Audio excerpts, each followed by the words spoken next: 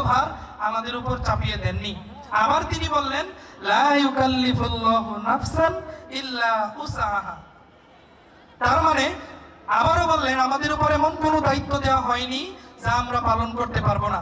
আসলে একটা মানুষ যদি সৎ পথে চলতে চায়, একজন মানুষ যদি ভালো পথে পরিচালিত হতে চায়, একজন মানুষ যদি আল্লাহর পথে সংগ্রাম করতে চায়, এটা যে কোনো পজিটিভ কল্যাণকর দিক থেকে হোক না কেন, আল্লাহ রাব্বুল আলামিন তাকে সেই পথেই পরিচালিত করেন, ঠিক কি না? সম্মানিত উপস্থিতি, আল্লাহ সুবহানাহু ওয়া তাআলা বলেছেন, ওয়াল্লাযীনা জাহাদু ফীনা লানাহদিয়ান্নাহুম সুবুলানা ওয়া ইন্নাল্লাহা লামাআল মুহসিনিন। খুবই কম্পারেন্সিভ একটি আয়াত।